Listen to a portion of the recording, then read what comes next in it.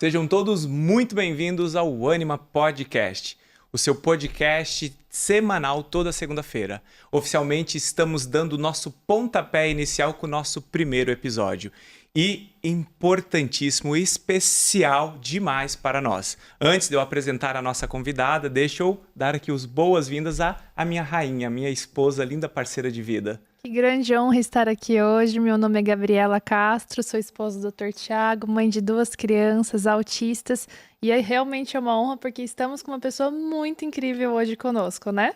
E essa pessoa é nada mais, nada menos que a doutora Ana Beatriz, que recebeu esse convite com muito carinho e está aqui conosco hoje. Seja bem-vinda, doutora Ana. Boa noite, queridos. Olha, não poderia dizer não, de jeito nenhum. Tenho uma admiração profunda por vocês. Já te entrevistei no Pod People, foi maravilhoso. Conheci Gabi através de você e hoje está aqui com vocês. Tenho certeza que vai ser muito bacana. Vai ser. Tem algumas coisas na vida que a gente vai aprendendo com o tempo. Eu nunca tive pessoas que, de certa forma, eu olhasse como ídolos. Não era do futebol, talvez alguns apresentadores, como o Jô Soares. E eu não lhe conhecia de forma profunda até pouco tempo atrás, quando nós participamos do primeiro podcast. Eu voltei maravilhado. Eu não consigo explicar, eu acho que pelo carinho, pela gentileza, pela simplicidade, humildade, eu acho que a soma de muitas coisas... É verdade. Tiago voltou realmente... Exato. E é de certa forma estranho que eu falo assim, hoje eu olho você de um local que eu não olhava há algum tempo atrás, e é importante a gente honrar as pessoas que nos honram, é importante a gente dar o devido valor e falar aquilo que nós gostaríamos de falar. Então, eu gostaria aqui de prestar essa pequena, mas verdadeira homenagem, dizendo que você tem sido uma voz muito importante para muitas pessoas. Eu acompanho cada post, cada Reels, e vendo aquelas mães dizendo ali, ó, é inenarrável escutar a doutora Ana Beatriz todos os dias, é acolhedor, é cirúrgica. Assim, é uma soma de coisas que eu não consigo ver de outra maneira que não seja a mão de Deus. Então, obrigado, mas obrigado por tudo mesmo. Mas eu acho que tem a mão de Deus, sim. Eu acho que a gente 8 bilhões de seres humanos, né, gente? E nenhum igual ao outro, em hipótese alguma. Então, eu acho que todo mundo vem na vida com um sentido e um propósito. E, de alguma maneira, o meu sentido de vida tinha a ver com comportamento humano. Eu sempre adorei observar as pessoas. Depois isso se tornou parte da profissão, mas também sempre uma parte paralela, meio filosófica, vendo de outras formas, não só da parte médica. E eu acho que quando eu pensei em me renovar, eu falei assim, está na hora de falar para muito mais gente o pouquinho que eu tenho para falar e trazer pessoas que eu acho que tem muito a acrescentar, que foi o seu caso, né? Porque quando eu pensei em abrir o podcast, eu passei um tempo ali procurando as pessoas, olhando no Instagram, no YouTube, e eu fui descobrindo pessoas incríveis, como a gente tem pessoas incríveis, generosas, com conhecimento, e eu realmente peço a Deus que eu seja instrumento disso. Amém. Você com certeza.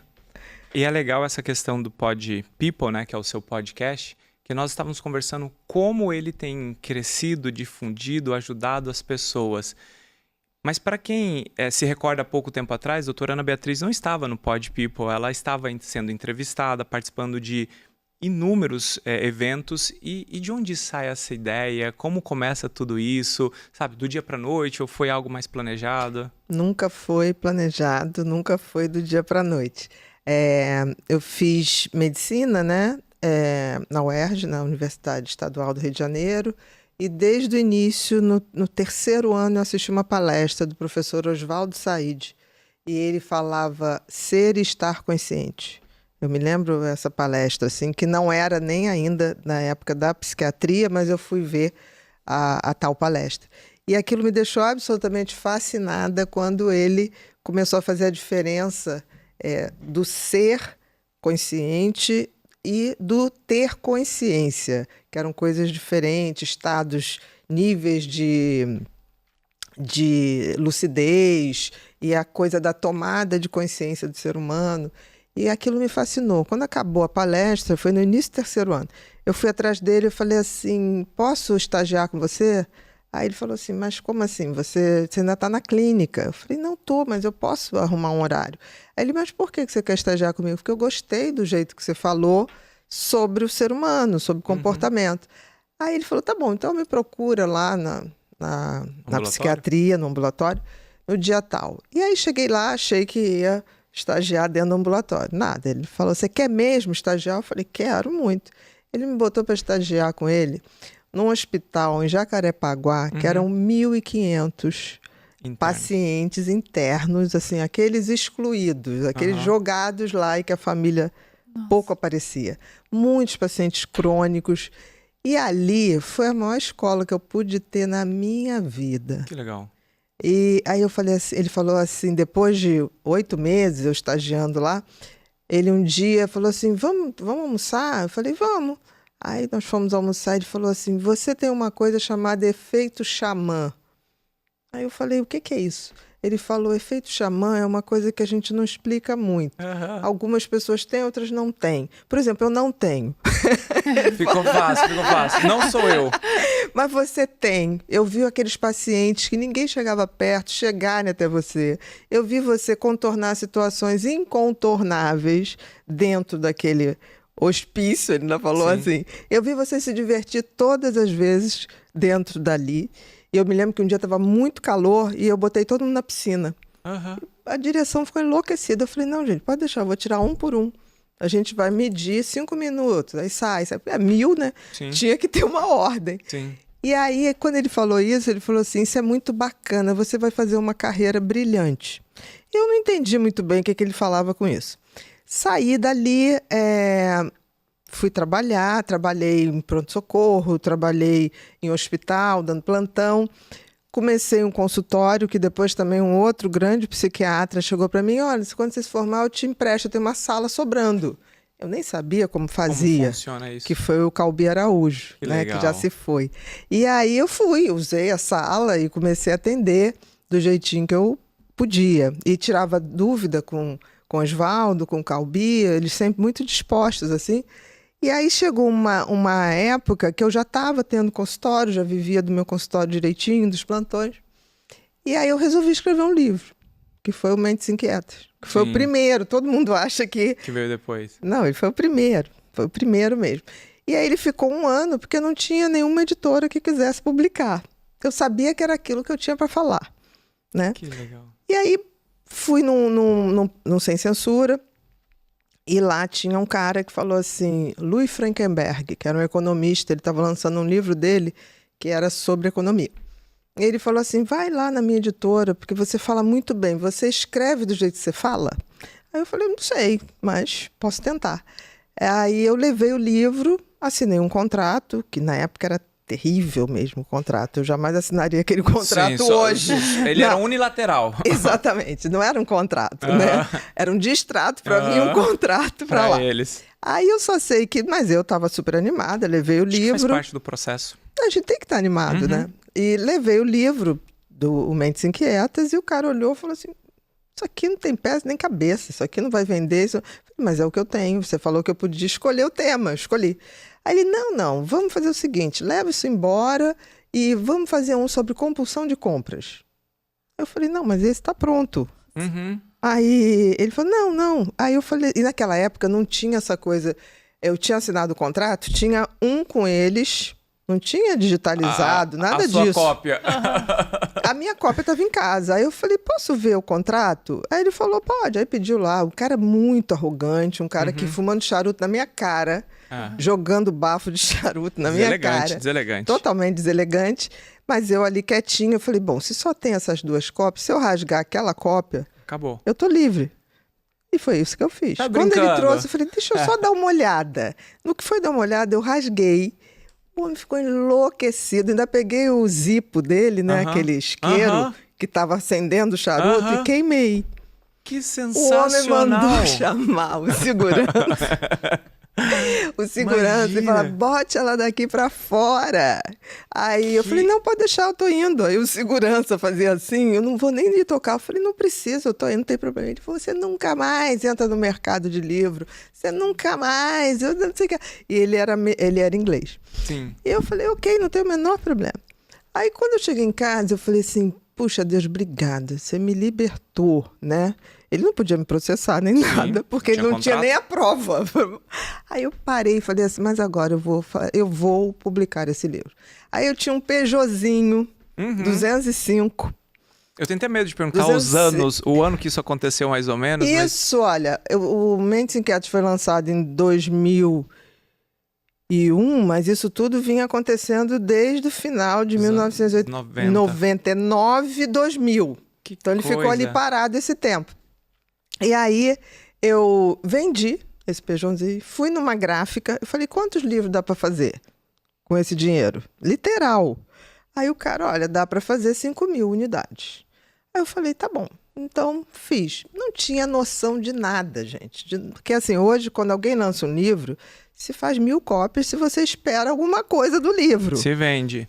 Né? Que você tem uma boa expectativa. Você não cria um estoque de 5.000 livros se você não tem a percepção. Aí eu só sei que aquilo foi chegando na minha casa. A minha casa não tinha onde pôr. Chegou um ponto que eu já estava pagando para a gráfica. Eu não aguento mais esse livro. Eu estava pagando para a gráfica ficar de depósito. E aí eu fui eu morava na Gávea, aí eu fui na Letra de Expressões, que era uma livraria maravilhosa no Baixo Leblon, Sim. que era 24 horas. A gente se encontrava com as pessoas. Era uma época que o Rio de Janeiro era Rio de Janeiro. Então a gente ia para lá, porque tinha recital de poesia, tudo de madrugada. Os insônios se encontravam no Baixo Leblon. E aí eu cheguei pro pessoal da Letra de Expressões, que eu conhecia, os donos, falei, eu posso deixar uns livrinhos aqui? Aí deixei lá 8 livrinhos. Aí fui na livraria Argumento, que era aquela livraria que sempre aparecia nas novelas do Manuel Carlos, ali no Leblon. Posso deixar aqui, Marcos, o dono de lá? Pode, não sei o quê. Aí eu deixei lá numa quinta-feira. Quando foi na segunda seguinte, na Letra de Expressões, me liga uma mulher da produção do Jô. Turana Beatriz, aqui quem tá falando é Anique, não sei o quê. Sim. Aí eu falei, oi, querida, como é que você tá? Aí ela, não, é que a gente tá chamando, a senhora, o Jô pegou seu livro na Letra de Expressões, tá lhe chamando, tá. Não acredito. Aí eu olhei assim, eu falei assim, desliguei o telefone, falei, isso é trote de amigo, né? Eu falei, isso é amigo, que sabe que eu botei o livro lá e tá me dando trote. Desliguei na cara da mulher. Eu falei, mas eu já sei até quem é. Eu falei, isso é coisa de Andréia. Né? Aí eu falei, a mulher foi e ligou de novo. Ela falou, doutora, caiu a ligação. Eu falei, não, agora é sério. É da produção do Jô? Ela falou, é da produção do Jô. A senhora quer ligar pra cá? Eu falei, quero. Aí me deu o telefone, liguei e ela atendeu. Ela, tudo bem, doutor? Eu falei, não, tá tudo bem. Desculpa ter desligado da sua cara. Eu achei que era uma brincadeira. Não, ela riu, não sei o quê. E isso foi na semana seguinte, eu já estava indo pro Jô.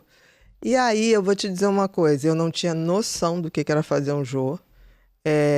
Eu não tinha noção. Sim. De um dia para o outro, você imagina, a gente estava naquela época de começando a internet. Que é muito diferente de hoje em dia, porque hoje você viraliza com 1, 2, 3 coisas, você se torna um pseudo conhecido e tudo mais. Naquela época você não tinha esse tipo de acesso, nem pagando todo o recurso que você quisesse. Não tinha, não era pagável. Surreal. Não era pagável. Isso. Então, quando eu fui ao Jô, numa inocência, falei, falei umas barbaridades que hoje eu fico olhando, falei, que impulso, né? E que bom que pessoa eu falei impulsiva, também. Que pessoa impulsiva. No dia seguinte, entraram 1.500 e-mails no meu consultório. E ali era 1.500 por dia. Tum, ninguém mais sabia o que fazer, como responder.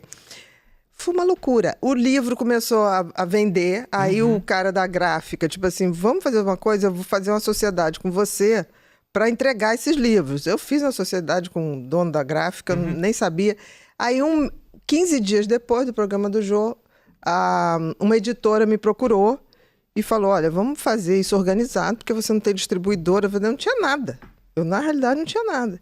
E aí eu vendi o livro para uma editora e ali começou, né? Mas olha, a minha vida é antes e depois do Jô. Não, Antes de Cristo, depois de Cristo. A minha era antes do Jô, depois do Jô. Que sensacional. Você, quando deve pensar no Jô, assim, deve haver uma sensação de sentimentos.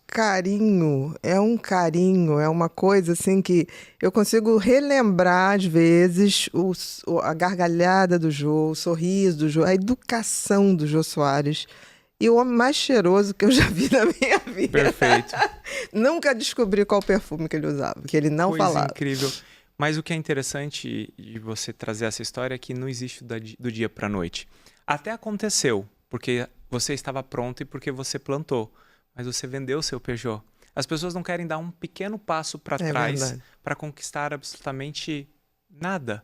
Porque a partir do momento que elas têm que colocar esforço... esforço não.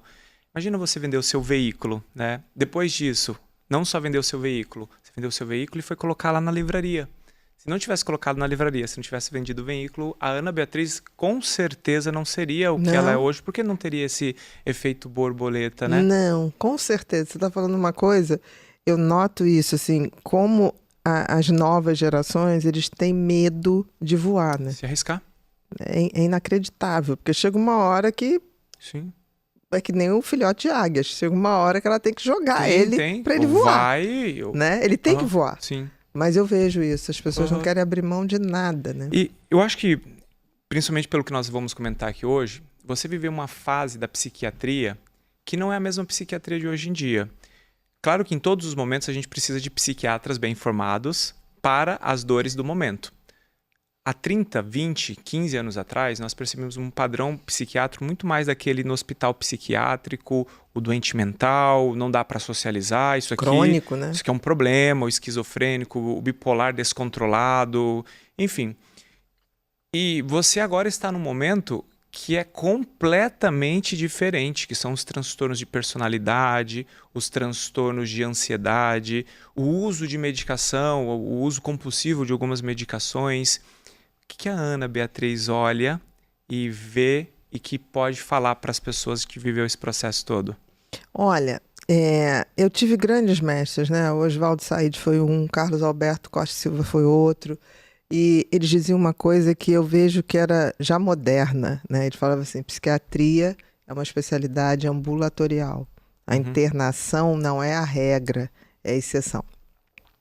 Isso ficou muito claro para mim a vida inteira. Se você for pacientes particulares meus que eu internei, eu acho que não cheguei a internar 5 a minha vida inteira. Agora, quantos eu fui contratada para ir na clínica tirar, eu perdi a conta. Perfeito.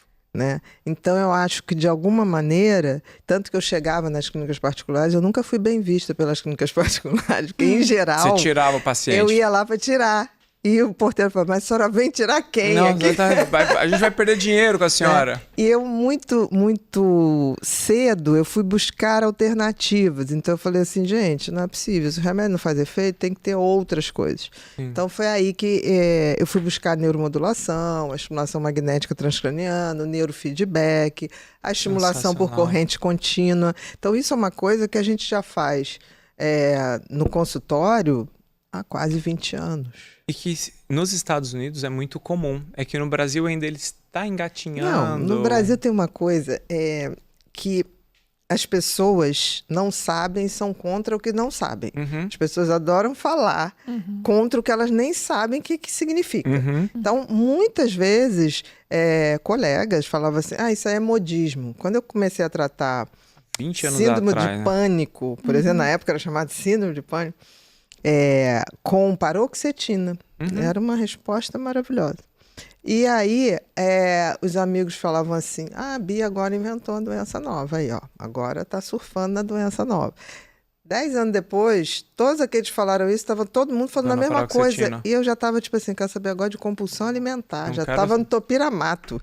Legal. E aí, o mesmo colega falou, topiramato, isso é um absurdo, porque isso aí é para convulsão e tá. Aí o paciente, doutora, fulano falou isso. Eu falei, mas como anticonvulsivante é péssimo. Agora, para diminuir a vontade de comer doce, principalmente, funciona. Então, assim... Eu já sou o contrário. Se você fala, se um paciente vinha para mim, eu fui na Gabi, eu fui no Thiago e tô me sentindo bem, eu falo, então que maravilha. Okay. Não venha, porque a chance de dar errado é maior. O que tá acontecendo? Que bacana, olha, tô aprendendo. Cansei de ligar para médico, falar, fulano, olha só, recebi um paciente seu aqui, ele tá super bem, queria te dizer que bacana. Como é que foi isso? Você leu algum artigo? Foi empírico? Muitas vezes fiz isso. Não tô deixando minha esposa falar, né? Mas assim... Não, mas eu tô encantada escutando aqui. Mas tem uma coisa que é interessante também, Ana, é que você acabou de falar uma coisa que acontece no mundo moderno, porque também acontecia há milhares e milhares de anos, que é a pessoa que está em evidência incomoda muito. E quando você fala isso, que olha, eu incomodava quando eu prescrevia paroxetina e ninguém estava prescrevendo paroxetina. Depois era o topiramato, enfim... Chegou um momento que você parou de incomodar? Essa é a primeira pergunta. Eu acho que não. Mas assim, eu nunca me preocupei realmente com isso. Porque eu tinha uma coisa na minha cabeça, assim... As únicas pessoas que estavam aptas a julgar meu trabalho e pelas quais eu tinha todos os ouvidos eram meus pacientes. Então, assim, os meus pacientes foram meus patrocinadores. Eu nunca aceitei nada de laboratório. Se tiver um laboratório que diga assim, a Bia foi no congresso bancada. É mentira. Mas é mentira mesmo. Grande. Em compensação, todos os representantes comerciais de laboratório, quando alguém adoecia na família, vinham me procurar, e não os médicos que eles entupiam de presentes e de viagens e de jantares. Né? Então aquilo para mim é isso. Gratificante. Era a minha recompensa. Entendeu? Então, assim, e os propagandistas, mas doutora, por que a senhora não vai à viagem tal? Porque eu não preciso. Mas doutora, é de graça. Eu falei, não, mas meus pacientes me patrocinam. Eu posso ir. O que eles me pagam, eu posso ir, mas eu não tô afim de ir. Então, assim, eu nunca esperei reconhecimento, assim, das pessoas. Eu esperava, não reconhecimento, mas eu esperava a melhora do meu paciente. Isso eu buscava incessantemente. Nós trabalhamos como profissionais, né, Bia? Eu, assim como você orienta palestra, eu também oriento, palestro pessoas. E chega um certo momento que a gente não cria nenhum tipo de expectativa ou esperança na forma que o colega vai ver ou não vai ver você, enfim. Eu falo isso porque recentemente nós faremos um congresso, que você inclusive vai ser palestrante dele, o Espectro vai acontecer nos dias 16, 17 e 18 agosto. E esse provavelmente será o maior congresso de autismo no Brasil. E quando nós fomos fazendo, nós fomos escolhendo pessoas assim a dedo, e mesmo que eu escolhesse todas as pessoas que eu gosto, faltaria pessoas na lista. Que bom, porque Amém. vai ter a versão 1, versão 2, 3, haverão inúmeras oportunidades. Exatamente. Só que no momento que eu fui divulgando as pessoas que eu escolhi, teve um movimento tão estranho que foi inúmeros colegas entrando em contato, talvez até num tom de reclamando porque não estava participando, e eu nem sei se eu te falei isso, né? Não teve uma única pessoa, olha que incrível, que chegou e falou, parabéns. Você está fazendo o maior congresso de autismo do Brasil com pessoas que nunca participaram, mas todos, ou boa parte das pessoas, estavam reclamando do seu local no palco. E em outros momentos, isso talvez me faria mal, porque nós temos uma expectativa que as pessoas reconheçam o que você está entregando para a sociedade. E nós vamos entregar ali 3 dias de evento, belíssimo, muito bem planejado, muito bem orquestrado. E verdadeiro, né? Muito que eu bom. acho que é importante. Muito bom mesmo. E é um pouco disso daí que você acabou de comentar. Mas eu acho, Thiago, que isso é uma coisa da vaidade. Eu acho que, infelizmente, a nossa formação médica ela é muito pouco preparada para moldar uma personalidade do que se chama de médico. Porque médico não tem que gostar disso ou daquilo, tem que gostar de gente. Perfeito. Se não gostar de gente, não adianta, porque assim, eu vejo muita gente se forma em medicina para botar um jaleco caríssimo, para ter um carro caríssimo, para ter fotos caríssimas muito bem produzidas num consultório. Medicina não é isso. Medicina é muito mais que isso. Eu acho que medicina ela é um ato de amor ao próximo. Sim. E se não consegue ver isso, você pode ser tecnicamente maravilhoso, Mas se você não tiver essa conjunção de amar o próximo, alguma coisa não vai linkar, não vai dar certo. Eu costumo falar que assim, eu não fui o melhor aluno quando eu era criança, eu não fui o melhor aluno quando eu era adolescente, eu não fui o melhor aluno da medicina, não fui o melhor aluno da residência, mas eu me tornei uma das maiores referências no que eu faço. Justamente porque a gente sempre fez com muito amor, com muito carinho, muito respeito. E lógico que a boa formação é indiscutível o peso que ela tem. Mas no final das contas, medicina se trata de pessoas e não se trata de doenças. E para entender pessoas, você precisa entender muito mais do que a fisiologia daquela condição ou daquela patologia. Eu acho que se você não tiver uma paixão pelo ser humano, você nem ouse fazer medicina. Sim. Aí tem gente que fala assim, mas Bia, como você gosta de uma pessoa que faz uma maldade? Eu gosto do ser humano. Agora, seres humanos estão em evolução. Estão se moldando, estão virando um ser humano. Sim. Tem muitos humanos, a gente está aqui para virar ser humano. E eu acho, toda vez que fica muito difícil para eu entender alguém, eu sempre falo assim, eu gosto do ser humano que está por trás disso aí. Um dia ele vai ter que despertar. Porque eu acho que todos nós um dia iremos despertar. Uns não serão agora, outros serão não sei quando, mas assim, eu tiro o pecado do pecador. Perfeito. Entendeu? A gente tira, porque senão é impossível viver e amar o ser humano. E entrando nesse mérito, você acredita que há muitas pessoas, tipo, pecado, pecador, enfim, o humano ruim, né? Que muito disso é por falta de maturidade, muito disso é por falha do caráter humano, onde a gente está falhando enquanto pessoa para cometer tantas atrocidades? Eu acho que a gente vem falhando muito, há muito tempo, por valores que são imputados ao que é ser um ser humano bem-sucedido. Se você for olhar antes da Idade Média, vamos para a Idade Antiga, vamos para os grandes filósofos, tudo que o ser humano precisa está lá. Se você olhar Platão, Sócrates, tudo está lá.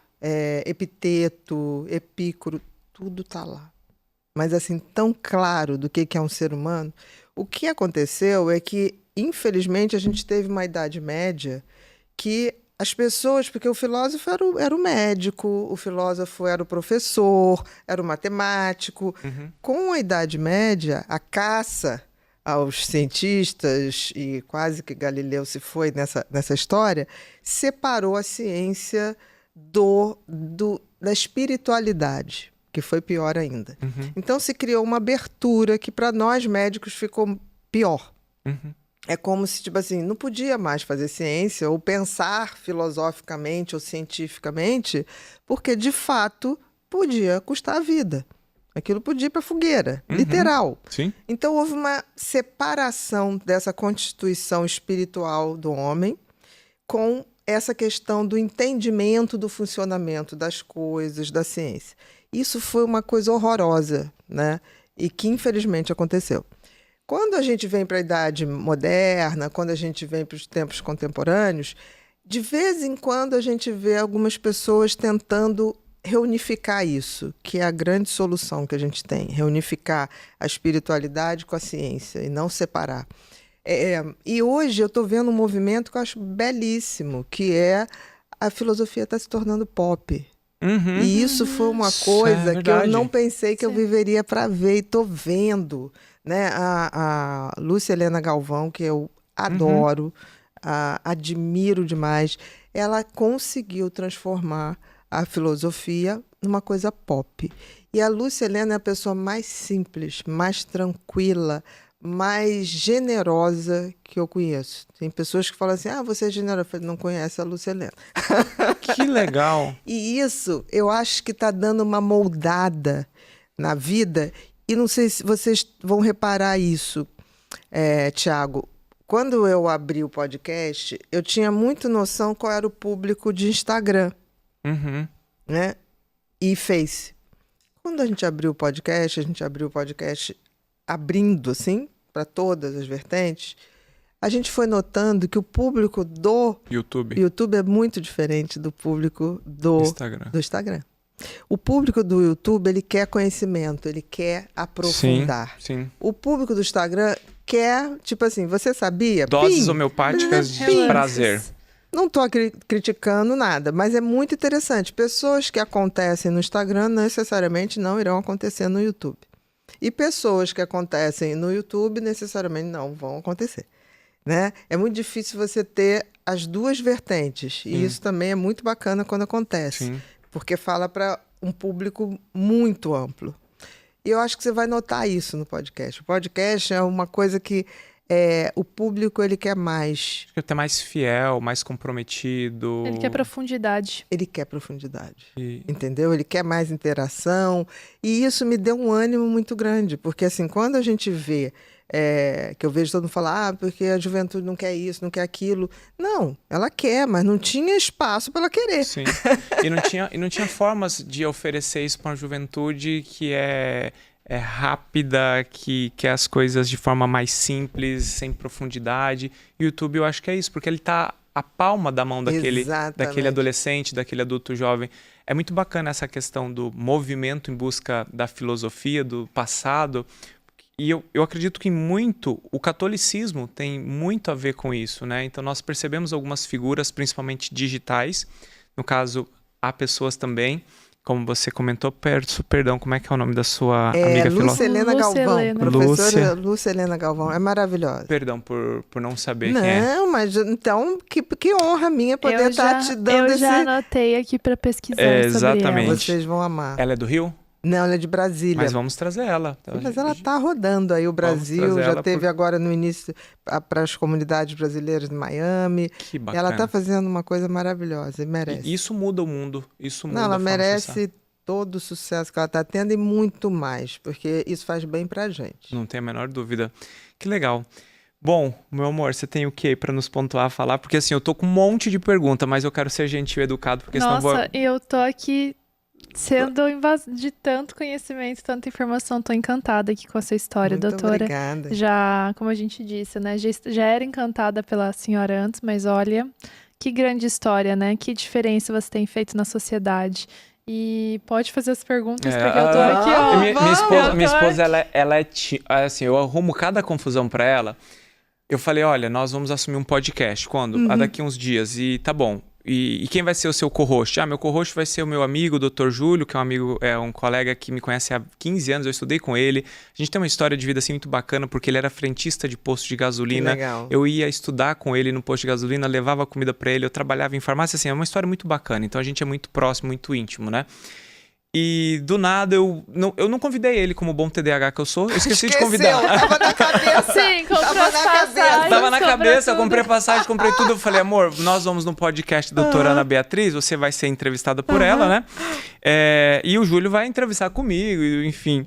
E aí do nada eu falei, amor, eu esqueci de avisar o Júlio, mas você senta do meu lado. Ela, mas eu não sou comunicadora, eu não participo de nada. Eu falei, só sua presença. Eu sou excelente bastidores, entende? Mas eu tô encantada aqui, porque a gente já está fazendo alguns podcasts, né? Mas assim, sabe quando você fica assim, nossa, você quer ouvir? Eu quero escutar. É tão bom escutar e absorver tanto conhecimento, escutar referências de outras pessoas, né? Então, assim, se você tem perguntas, eu também quero estar escutando. Tem algumas perguntas também, mas eu acho que assim, elas estão sendo construídas ao longo desse diálogo, né? Perfeito. E voltando para o princípio ali que nós comentamos a respeito dessa maturidade, filosofia é um caminho e tudo mais, nós percebemos também que o jovem moderno, eu posso chamar aqui essa pessoa de 20 até 40 anos de idade, segue vários padrões. E você, como psiquiatra, qual é o padrão que você observa que este jovem moderno tem que pode ser perigoso, pode ser danoso à persona dele? Eu acho que a pior coisa que pode acontecer a um ser humano é não saber ao que se destina, em qualquer idade. Quando eu falo sentido da vida, eu ligo muito sentido àquela coisa assim, o que a natureza me deu, o meu gift, né, meu talento, o que me foi dado que não foi dado ao outro, porque eu acho que quando você identifica muito cedo numa criança um talento, aquilo foi dado por algum motivo, né? E eu acho que quando a gente descobre nossos talentos, a gente começa a dar sentido à nossa vida. Mas quando a gente desenvolve esses talentos e começa a se tornar uma pessoa melhor a partir dele e também ser melhor para os outros a partir desses talentos, aí eu acho que você exerce totalmente o teu propósito de vida. E crianças têm já inclinação? Eu identifico muito cedo. Tanto que eu falo, tem adulto que chega e fala assim, mas eu nunca identifiquei um talento. Eu falei, então, reúne com quem, sua babá, sua madrinha, seu pai, sua mãe, porque eles vão dizer o que você tinha ali desde muito cedo. E eu acho interessante esse ponto que eu... Alô, se soltou, agora vai. Agora eu não vou falar, tô brincando. Mas eu acho interessante esse ponto dos talentos, né? Que eu li de um filósofo amigo nosso, grande... Marcelo Danukalov, Pessoa né? incrível. E ele falou justamente dessa questão da juventude e das crianças, né? Que os pais hoje, nessa rotina incessante, louca de N fazer, eles não estão prestando atenção e dando oportunidades para essas crianças e adolescentes descobrirem os seus talentos. Porque todo ser humano tem. Exato. Então, assim, se você não proporcionar experiências para que você desenvolva e descubra esses talentos, a gente está numa geração que não tem realmente propósito. E aí, eles se sentem vazios. Exato. Porque esse vazio começa a ser preenchido com coisas superficiais. E sempre que você tem vazios, ele vai ser preenchido ou com sentido e propósito, que é o certo, ou então grandes vazios vão dar grandes problemas. Os vícios. Perfeito. A coisa mais simples de preencher vazio é vício. Perfeito. E a Gabi comenta sobre dar oportunidades a essa criança, né? E agora eu vou falar como pediatra, transtorno de neurodesenvolvimento, enfim, com desenvolvimento infantil. Como é importante a gente oferecer experiências diferentes. Ofereça música, ofereça o desenho. Até porque este indivíduo, ele precisa se sentir bom em alguma coisa. E ele é bom em alguma coisa. Com certeza. Quando você não dá a oportunidade para ele descobrir no que ele é bom, ele vai se tornar uma pessoa mais ansiosa, uma pessoa mais insuficiente, uma pessoa que insegura. Não acredita totalmente em si. insegura. Ele vai precisar da validação do outro. Ele não tem aquela coisa que o exercício do talento ou do dom dá de segurança. A única autoestima real é quando você se sente bom em alguma coisa e a que você faz. autoestima está ligada totalmente a ser estimado por algo. Exatamente. Então a gente fala tanto, a gente tem que ter autoestima. Sim, a gente precisa desenvolver algo que seja notado pelas pessoas, Não, né? e que você sinta, que dá um quentinho diferente quando você faz. Exato. Né? Isso aí eu acho tão interessante, porque você vê na criança. Tem crianças que assim, pega uma música, tá, o desenho tá, mas aí tem um que quando pega a música, ele literalmente sente a música. Sim. Muda a fisionomia, ele fecha o olhinho, é diferente. Tem outro quando desenha, você vê ele viajando naquele desenho. Longe. Tem outros que representam, tem crianças que representam, que você fala assim, o que é isso? E que imitam os adultos com a precisão, que você fala, gente, eu não tinha notado, né? Esse gesto. E ele viu esse gesto. Então, assim, são coisas que a gente tem que oferecer e tem que também estar ali para identificar.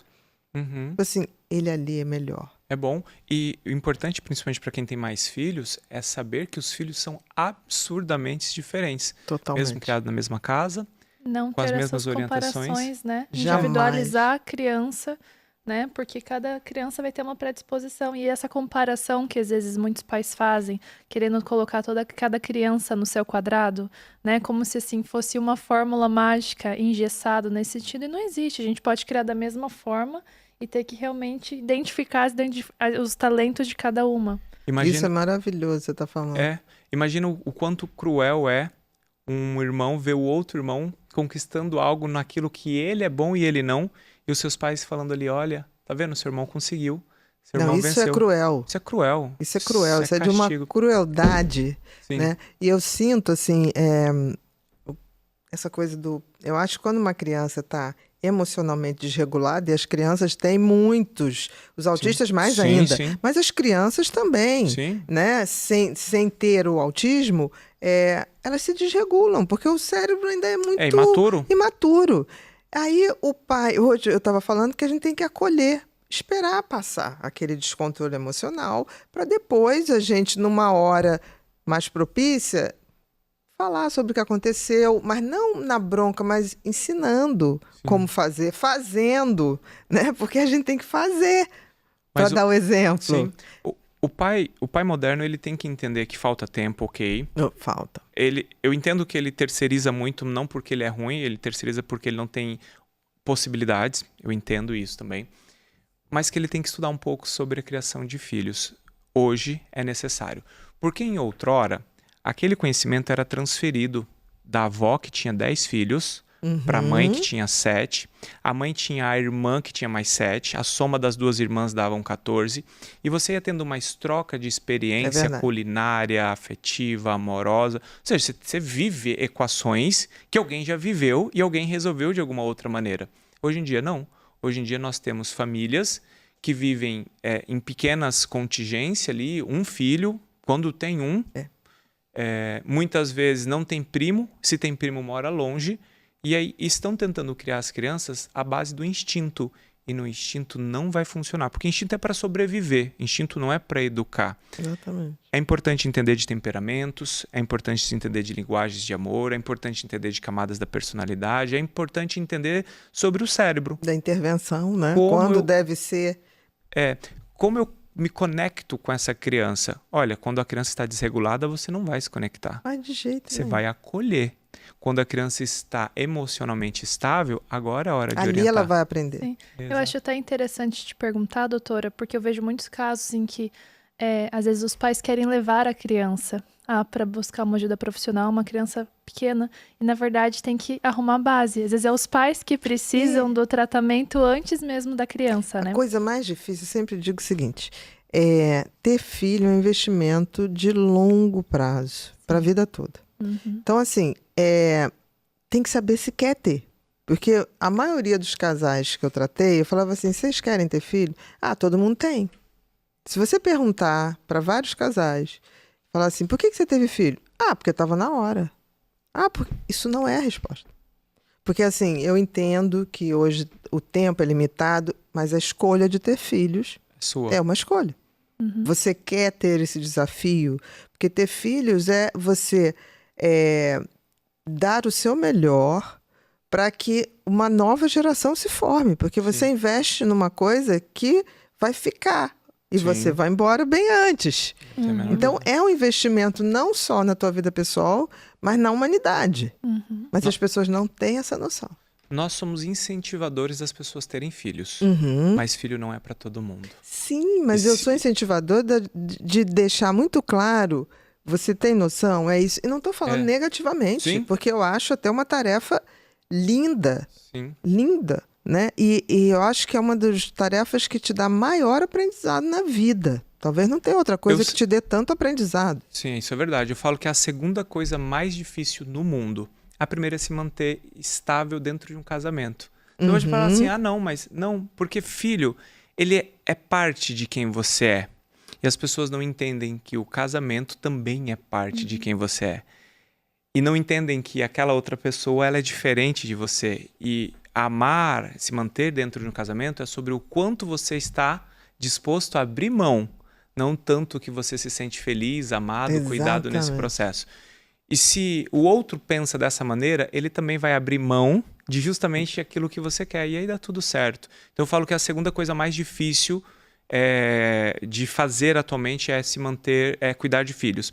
E a criação do filho, eu acho que ela tem que ser pensada dessa maneira. É a forja de um ser. E aí vamos pensar a palavra ser do jeito que vocês quiserem. Vocês concordam que criar um ser é algo absurdamente incrível, lindo, mas que requer esforço, né?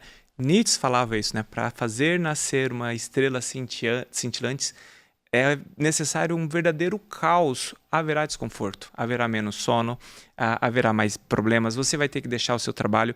As mulheres muitas vezes vão ter uma pausa na carreira, não vão crescer tanto como os homens, porque na boa parte das vezes é a mulher que fica com a criança. Sim. Só que nada supera, para quem conhece, quem vivencia isso, aquele cangotezinho de manhã, bem cedinho, Bom demais. com um cheirinho Aquele de suor seco da noite. É sensacional, é É sensacional. realmente um presente. Você desenvolve uma maturidade na marra. Não que todos os pais Sim. desenvolvam, né? Mas eu acho que é cirúrgico esse ponto, né? Que não é por instinto. Se a gente realmente acreditar que é somente por instinto, a gente não vai estar Não. criando seres humanos. Não. A gente, assim como a gente estuda... Só vai estar fazendo. Exatamente. Como uma grande maioria, né? Exato. Só procriando, na verdade. Exatamente. Né? E que Procriando, você é colocando capaz, no qualquer mundo, um é deixa o capaz. mundo Coelho vai criar. ficar capaz. Exatamente. Né? Então, e assim, os pais estão colocando as crianças para serem criadas pelo mundo, pelas Exatamente. escolas, e as escolas não têm essa responsabilidade. Nenhuma. Eu ia Então- falar, é um outro grande problema, porque as escolas elas não estão preparadas para lidar com crianças tais como são hoje. 17% tem transtornos do neurodesenvolvimento. Não sou eu que estou falando, são os números. Sim, sim. Ou seja, 17% ou vai ter transtorno de linguagem, ou vai ter transtorno de aprendizagem, ou vai ter transtorno de déficit de atenção e hiperatividade, ou TEA, seja o que seja, vai ter transtorno do neurodesenvolvimento. Isso apenas esse grupo. Aí nós temos um outro grupo que é transtorno de ansiedade, que é transtorno compulsivo, que é transtorno, que é depressão. De ou seja, própria depressão, né? Que a gente Exato. vê cada vez mais crianças mais de precoce. 8, 9 anos. Exatamente. A gente está falando aqui provavelmente de 1/3 das crianças com alguma doença, dificuldade, transtorno mental. Uhum. Como é que uma escola, seja quem seja, vai dar conta desse Não dá. processo? E não só isso. Em muitos casos, as próprias escolas estão alertando os pais do que os filhos têm. Olha, Que é um pai, outro vai problema. buscar um profissional. E os pais não conseguem As identificar. boas escolas. Exato. Porque as más escolas... Aham, porque Porque, as boas assim, as escolas boas nem querem escolas- avisar, porque senão vai sobrar, digamos, para a escola. Exatamente. Né? Exato. Então, boas assim, esses pais acabam descobrindo por essas escolas quando sinalizados, senão a criança começa a ter prejuízos infinitos que só vai chegar a ponto de procurar um profissional quando está no limite, assim, já do problema, né? Não, e eu fico pensando, assim, isso que você falou é perfeito, Gabi, mas eu fico pensando, colegas, né, pediatras, que tendem a fazer tudo por menos. Sabe aquela coisa assim? Aí a professora falou que, olha, a gente está reparando que o fulaninho está um pouco mais... não está interagindo, ou então está mais disperso. Eu sempre quis relatório de escola quando eu tratava os pacientes. E aí eu ligava para a professora, me informava. A maioria dos pais, principalmente os homens, não as mulheres, isso é tudo frescura. Isso é tudo palhaçada dessas professoras que não tem mais o que inventar. Está Sim. dizendo que meu filho é não sei o quê. Mas era 90%. E de uma população já privilegiada. Então você fala assim, vem cá. Aí a mãe ia me procurar, mas o pai não sabia. Eu falei, mas você acha isso certo? Você não quer trazer? Não, doutor, você não está entendendo. Se eu trouxer, não vai ter tratamento. Aí a mãe, a avó ou avô Fazendo escondido. fazendo escondido. Eu vi muitas vezes. E aí, quando o garoto melhorava horrores, o pai em algum momento falou assim, tô dizendo que esse moleque não ia dar problema nenhum, te falei, era só questão de tempo. Imagina. Aí a mulher fala assim, não, mas ele está em tratamento. Com quem? Aí aparecia o pai. Né? Engenheiro de obra pronta. Aham. Que Aparecia. sensacional. E chegava lá, eu falava assim, pois não. Não, porque meu filho, né, tá se tratando aqui, eu fui traído. Eu falei, é mesmo? Mas eu acho que você traiu primeiro, né? De não ter percebido nada do seu filho. Aí começava, sabe? Um clima. E Aí eu você- falei, mas pai, você tá aqui o quê? Pra discutir comigo, é isso? Eu não tô entendendo. Você tá perdendo teu tempo pra vir aqui discutir comigo? Cara, eu não vou discutir com você. Se quiser, pode sair agora. Não precisa nem pagar a consulta. Pode sair. Não, mas eu queria saber por que você chegou a essa conclusão. Eu falei assim, você é o quê, engenheiro? Ah, não, só não sei. Não, mas por quê? Eu tenho que ser médico? Não, eu quero saber como que eu vou te explicar, para que fique mais claro para você. Se você é engenheiro, a gente vai fazer uma obra, para saber como é que a gente foi botando tijolinho por tijolinho. E eu só sei que depois eles aderiam, né? Levavam um tempo, tipo assim, não, mas olha, eu também tô achando que foi o tempo. Eu falei, tá bom, que tenha sido o tempo. Que Não maravilha que o tempo foi a Importa que nosso favor. resolveu. Exatamente. Eu só quero que dê seguimento no tempo. Já que é o tempo. Vamos jogar com o tempo, então? Participa um pouquinho mais. Leva para jogar o futebol. Não, mas minha mulher não deixa. Eu falei, mas jogar o futebol? Não deixa levar pro jogo, mas jogo de futebol. Não é jogar com futebol com seu filho.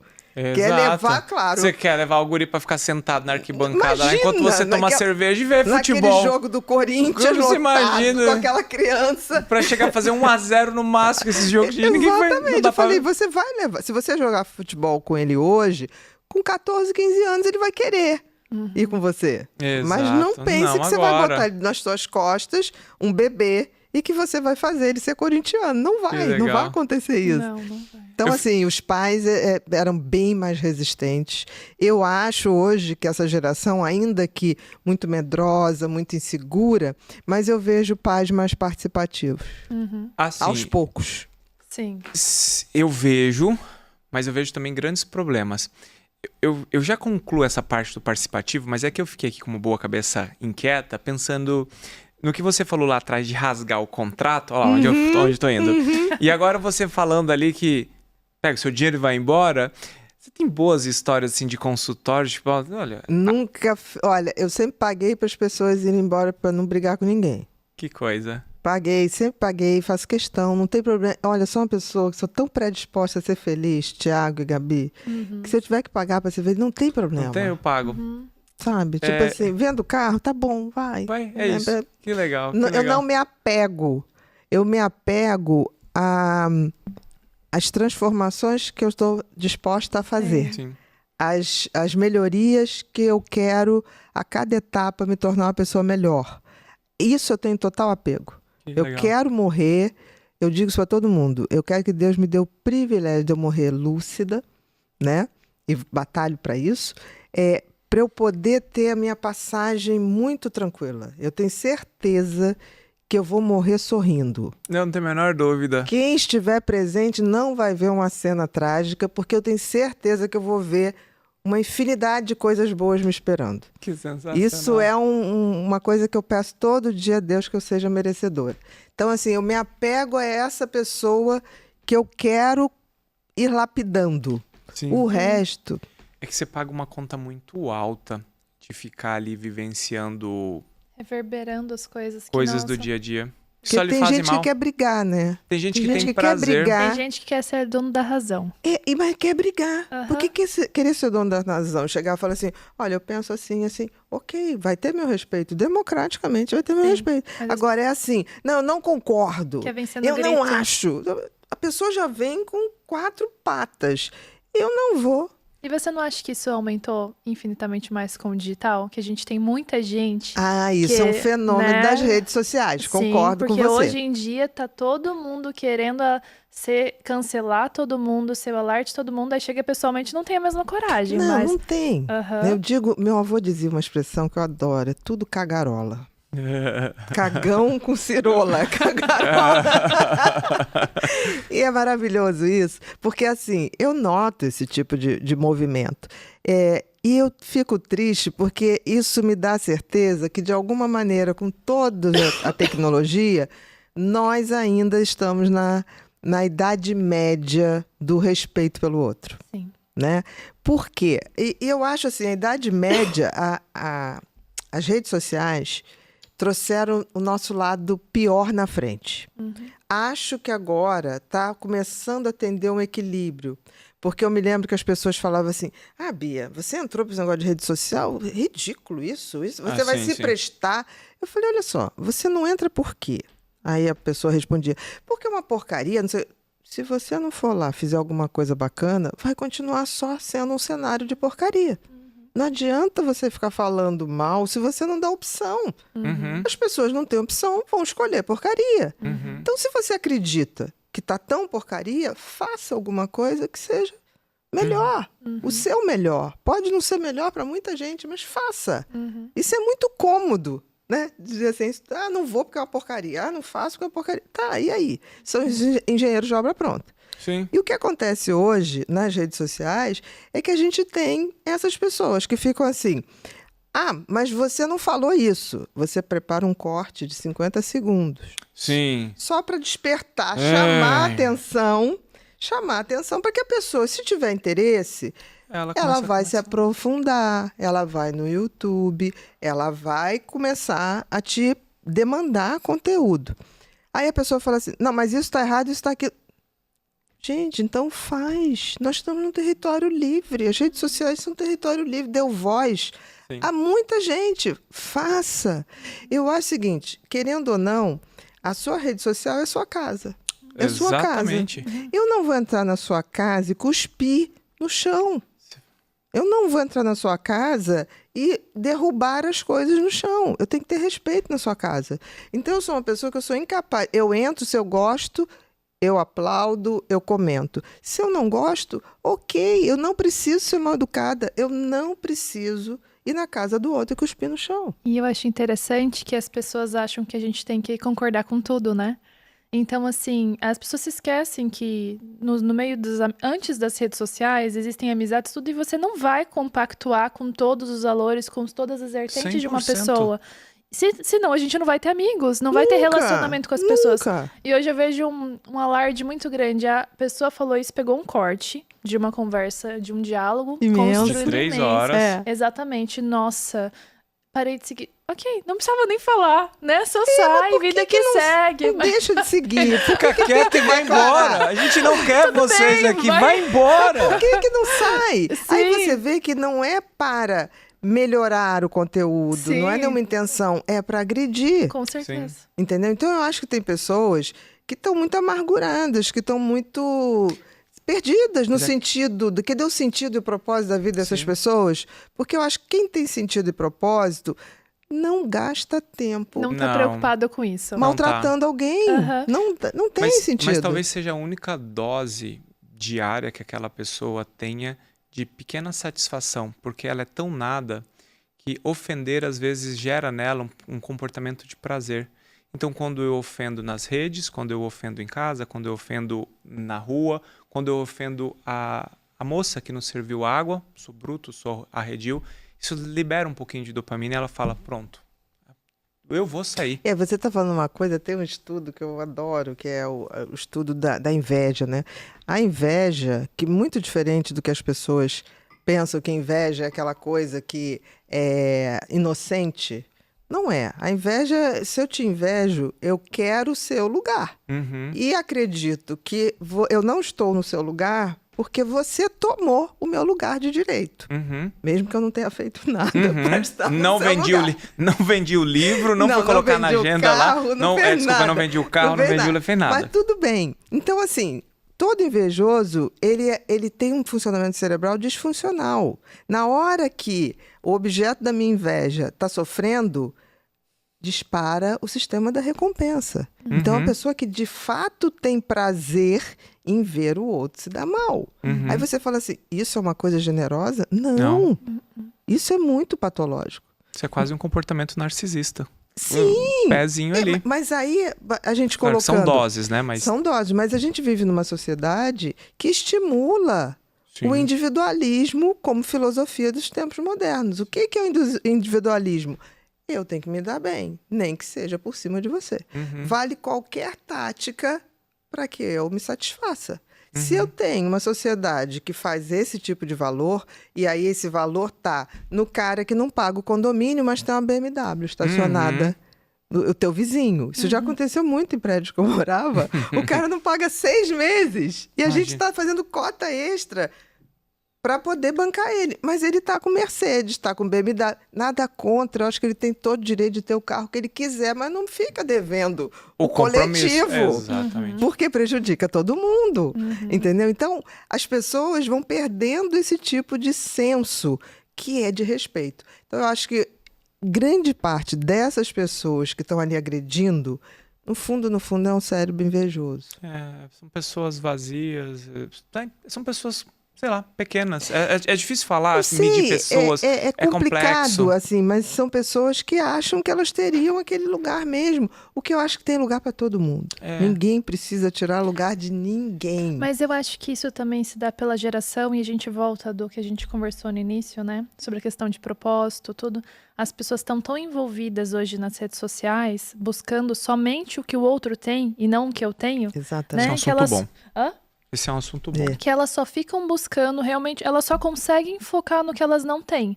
E não buscar no que elas têm e no que elas podem Podem vir a ter melhorar a partir do que elas têm. A partir do esforço. O que eu posso fazer Exatamente. dia a dia para fazer diferente, né? Então, aí as pessoas ficam doentes, né? Óbvio, é extremamente adoecedor. Eu vi alguns estudos de uso de rede social. Hoje, foi feito um estudo com 5.000 usuários mais jovens, adolescentes e até 23 anos, americanos, e 52% dos entrevistados diziam que se não tivesse rede social seriam mais felizes. E esses 52, a gente bota o seguinte, esses são que têm uma percepção de que o negócio não tá bom. E os 48, que nem sequer têm a percepção.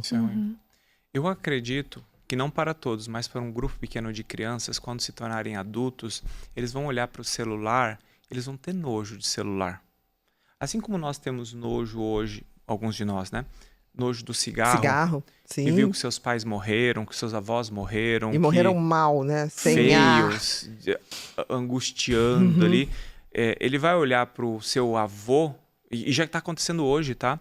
Mas ele vai olhar para o seu avô, ele vai olhar para o seu pai encurvado, míope, os dedos longos, e falar, essa desgrama aí impediu que meu pai brincasse comigo a minha infância inteira. Exatamente. Esse troço impediu que o meu pai fosse um melhor homem para minha mãe.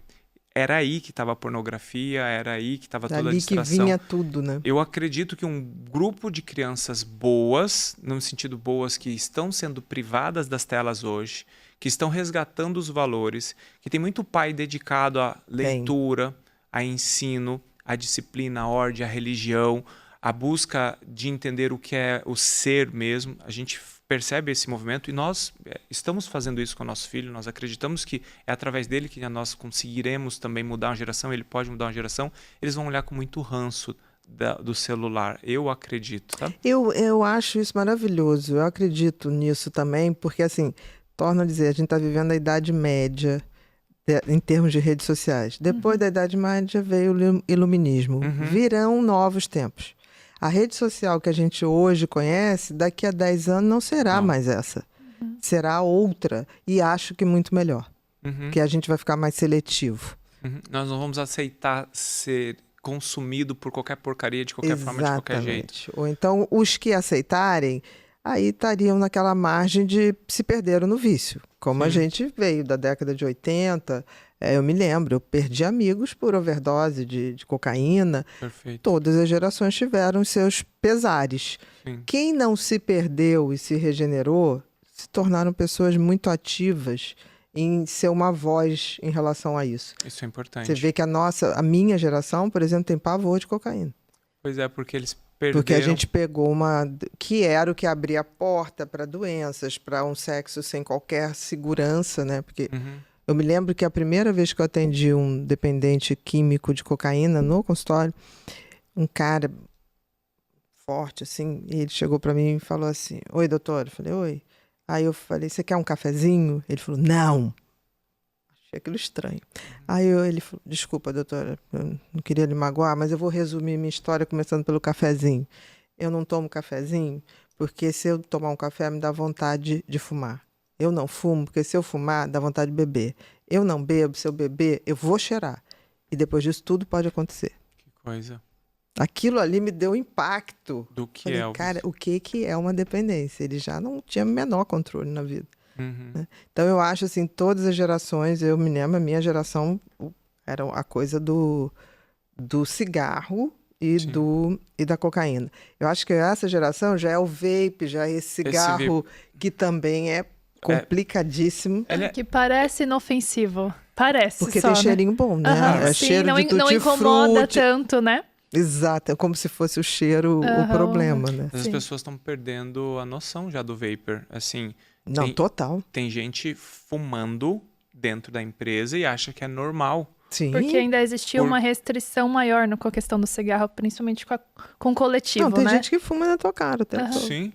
Conversando com você, ele acha que ele perdeu o senso. Porque o cheiro é bom, então você não tem que reclamar, porque acha que você tá reclamando. Bom pra quem? Porque eu também não gosto. Não, claro, sim, ele é adocicado, aspas, comparado ao cheiro. Comparado ao cigarro, ele se torna tolerável. Menos pior. O aroma, né? O cara que inventou esse troço, ele foi genial no sentido Não. satânico E da coisa, aquilo ali né? não tem regulamentação. Então, Não. quanto tem de nicotina, quanto tem de outras substâncias, não saberemos. Não, e ele fomenta diretamente o tráfico, né? Porque você traz muito do Paraguai, você traz de muitos outros E locais. você não sabe o que não tem tantas... imposto, não sei quais os... E o que passa ali dentro? Não tem nem noção. Eu posso aumentar as substâncias para tornar mais viciante o quanto eu quiser. Exato. E quem vive disso parte do princípio que ele vai falar, não, o cliente bom é o cliente viciado, né? Claro, aquele que vai me dar um lucro absurdo ali, Exato. 5 anos, morre em 5. Tudo Não, bem, tá mas bom. até morrer tem... Vai dar bastante. Vai viciar um monte junto, porque o comportamento humano é copiado. Agora, presta atenção até, né? Você é a média das pessoas que você vive, né? Tem um estudo... Tem. Eu acho que você conhece esse estudo, né? Eles avaliaram um grupo de pessoas durante 30 anos. Esse estudo era para mostrar sobre obesidade, mas que se replica para qualquer outra coisa porque se trata de comportamento humano, né? E nesse estudo mostrava um grupo de pessoas que tinham contato com pessoas que estavam obesas ou acima do peso. Então, a chance de você se tornar um obeso ou estar acima do peso sendo amigo próximo de uma pessoa obesa, são números assim que você fala, não, é mentira, 60%, 70%, 80%. Você fala, nossa, mas é muito. Claro que depende ali o grau de proximidade, entre outras coisas. E olha só que interessante, só o fato de você ter acesso a uma amizade distante de uma pessoa obesa assim, ainda era um fator de obesidade na sua vida. De possibilidade. Exato. Então... eu só tenho um amigo que fuma vapor. Não, eu tenho 2 amigos que fumam vapor. Eu tenho 3 amigos que fumam vapor. Existe uma possibilidade de você fumar vapor. A gente tem que sair, a gente tem que parar de andar com quem não está de acordo com os nossos valores, os nossos princípios, ou aquilo que não faz bem. Você fala, Thiago, mas fumar vapor tem algum problema? Tem, porque justamente mata mais, vicia. Mais rápido. Exato. Existe uma possibilidade do seu filho, vendo um pai fumar, se tornar um viciado? Isso é normal. Na época do cigarro, eu tenho um avô que fumava, dos 7 filhos que ele teve, 4 fumam. E dos... Exato. 60% das vezes. Né? Exatamente. Bom, doutora, continuando aqui. Essa questão das redes sociais, a gente sabe que é um refúgio para muitas pessoas, né? Você consegue hoje, não sei se você ainda faz consultório, se não já não faz, não faço mais. Já não faz bastante tempo, né? Mas consegue perceber a amostragem, estuda para conhecer e falar a respeito, né? Mas qual é o verdadeiro impacto negativo para este jovem que está aí sedento e contaminado pelas redes sociais todos os dias? Olha, a coisa mais assustadora que existe, foi o que você mais ou menos falou, a questão de criar uma expectativa que existe um padrão perfeito, né, que deve ser seguido. Então, essa questão da comparação talvez seja uma das coisas que mais adoecem as pessoas. E quanto mais jovem... Pode botar um pouquinho aqui para mim, querido.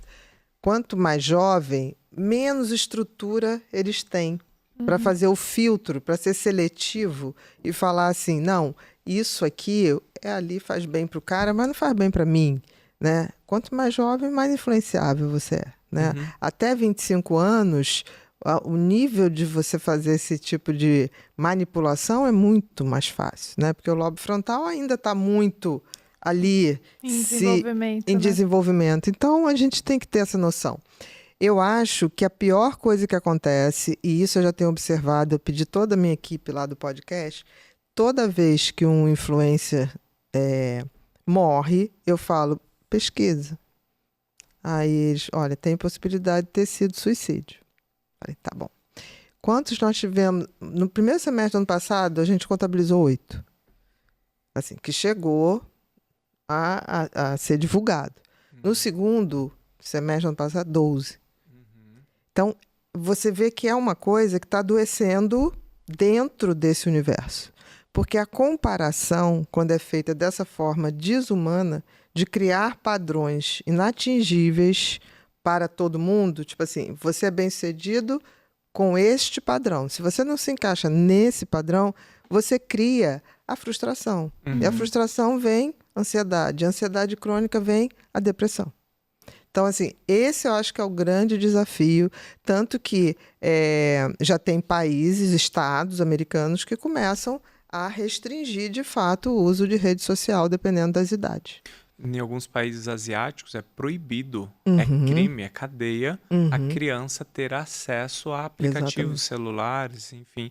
E imagina, né? Se os adultos não estão prontos para isso, quem Imagina dirá os as nossos crianças. adolescentes e crianças? E crianças, realmente, porque estão começando muito cedo, de forma desenfreada e sem nenhum controle, né? Então, quantos anos a gente está iniciando a incidência na pornografia? Já o primeiro Média de acesso? 6, 7 anos. Inacreditável, né? É Inacreditável. surreal. E isso vai tornando uma coisa tão comum que a criança, ao ser assediada, ela não identifica Não, que está sendo assediada. nem percebe.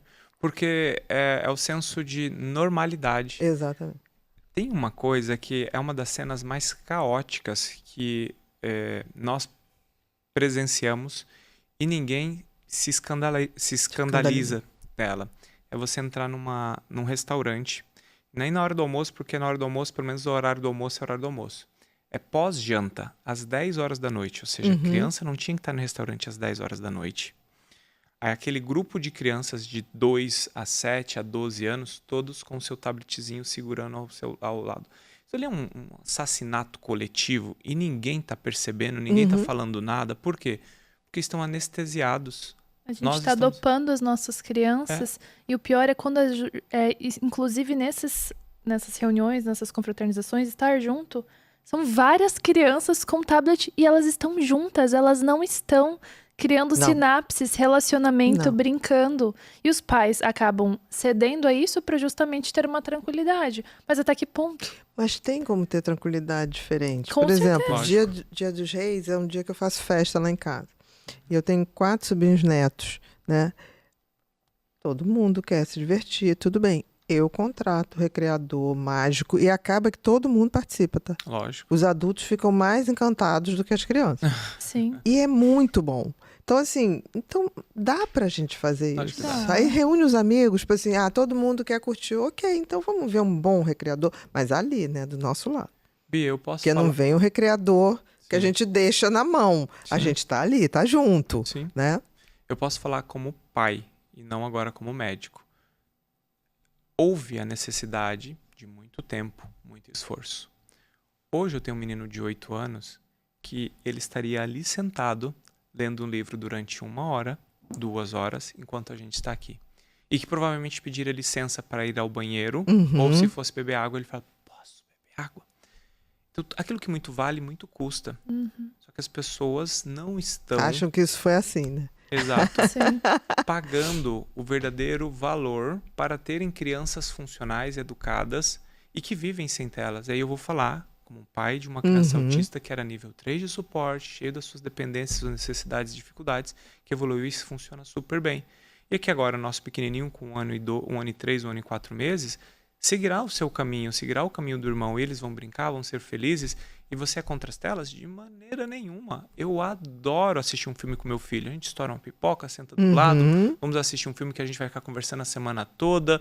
Até assisto uns filmes que a Gabi não gosta que eu assista, porque assim, é um filme que eu gosto também, porque também ficar muito infantil não vai rolar. Então, a gente vai ali... Não, mas é que, falando assim, ele tá assistindo Star Wars, X-Men... Enfim, mas aí a gente... Coisas de meninos. Muito de Às meninos. vezes eu tenho que podar, calma, amor, ainda tá... Esse é para menor, esse é maiores de 18, ele tem 8. Não, mas claro que o Thiago acaba controlando, né? E a importância de justamente, no caso, assistir um filme para 10 ou 12 anos, é para você entender que ele tem cenas que não é para ele assistir. Eu falo, filho, fecha o olho, ele fecha o olho, passou, vida que segue, daqui a pouco a gente tá tirando as garras do Wolverine e é isso. E eu não sou contra as telas, eu acho que a gente só tem que tomar esse cuidado. Não tem que ser contra nada, a gente tem que fazer o bom uso. É que a gente tem que se adaptar. Você estava comentando da festa que você faz em casa, por exemplo, nós temos como hábito, a gente convive com pessoas que têm mais filhos também. Então, para nós, o formato que funciona é café da tarde, final de semana, ou almoço, ou um churrasco. A gente junta, porque é um horário que as crianças não estão, digamos, perto da hora de dormir, tudo, coloca a criançada para brincar, ficamos juntos. Vão dormir até melhor, Exato, né? Às vezes chama alguém para cuidar das crianças, ou já tem os mais... A gente fica supervisionando por perto, e claro, à noite tem as rotinas, tudo, então se a gente for fazer algo, a gente faz sem as crianças, respeitando a individualidade delas. Então, não são todas as pessoas que podem fazer isso, mas a gente consegue criar adaptações para que a gente consiga estar no controle sem deixar desenfreado. Por quê? Porque a gente não sabe o que elas estão acessando. Mas é tão interessante isso, né? Porque, por exemplo, quando você vai para uma comunidade, né? As pessoas, as mães, se ajudam tanto. Sim. Tanto que a gente tem muito que aprender, né? Muito. É aquela que fica assim, uma toma conta de 3 filhos, aí 3 se unem para dar um dinheiro para aquela que está desempregada para poder tomar conta das crianças. Eu acho que a gente tem que ter esse espírito de comunidade mesmo, assim, no sentido de, tipo assim, o que a gente pode fazer para as nossas crianças ficarem bem, a gente também ficar bem, e a gente está ali, né, supervisionando tudo. Eu acho que a gente tem que aprender muito com isso. O provérbio africano, né, é necessário uma verdadeira aldeia para cuidar de uma criança. Exatamente. E hoje sozinhos. Exato. E hoje as mães não têm essa orientação, esse cuidado. Mas também a gente tem que apontar alguns erros da sociedade, porque senão, mais uma vez, parece que está tudo normal. E se essa mãe, a gente está falando dessa mãe, mas nós estamos falando desse casal, né? Está às 11 horas num restaurante caro. Nesse caso aí que vocês estão citando. Exatamente. Não é a mãe que não tem com quem deixar, ou não dava para fazer, ou porque você não vai sair. Ah, mas eu quero comer uma pizza, peça. Eu quero comer uma carne, peça em casa. Eu quero sushi, peça. Você tem filhos. E filhos, nesse momento, é em detrimento a uma saída, um passeio e um drink, prioridades. Com certeza. Então é mais ou menos isso. Deve ser, né? Deveria ser. Doutora Ana Beatriz, a gente está chegando no fim. Agradecer demais a sua presença aqui. Foi um prazer ter a doutora conosco.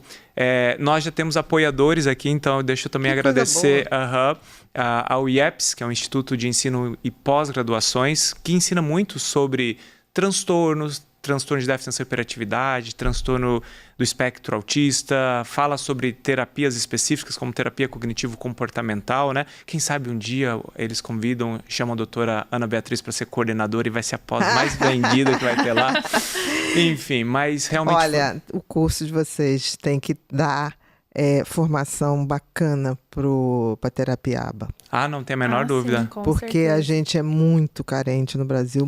Tem gente dizendo que faz ABA, não existe. faz Bem ABA. longe Não. disso. A ABA tem todo um sistema, tem todos os seus gráficos, acompanhamento. Exatamente. Tem que mostrar resultado.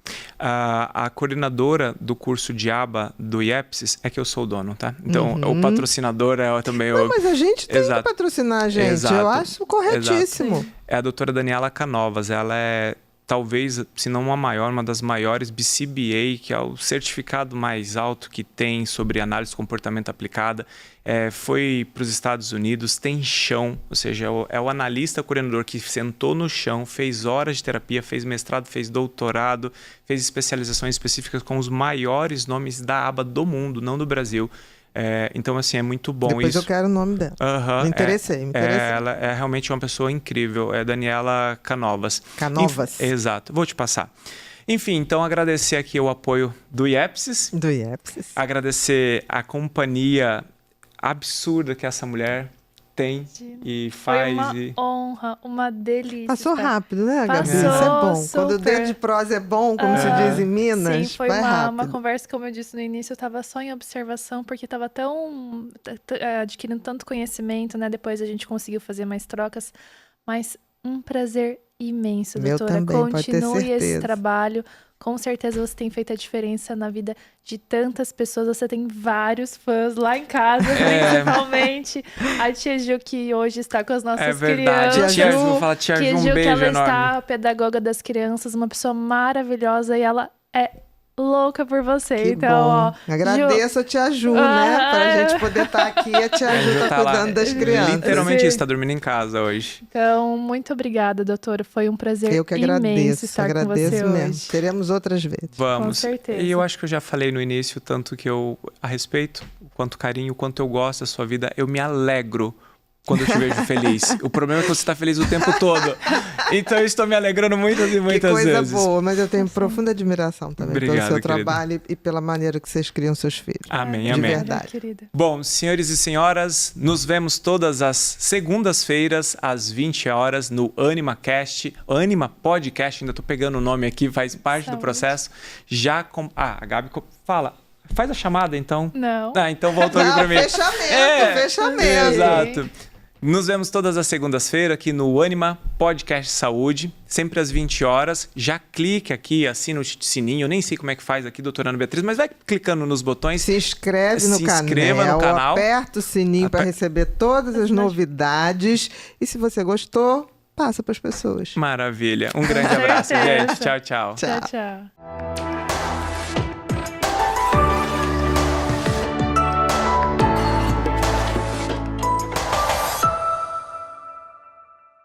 Você quer crescer na fé e transformar sua vida?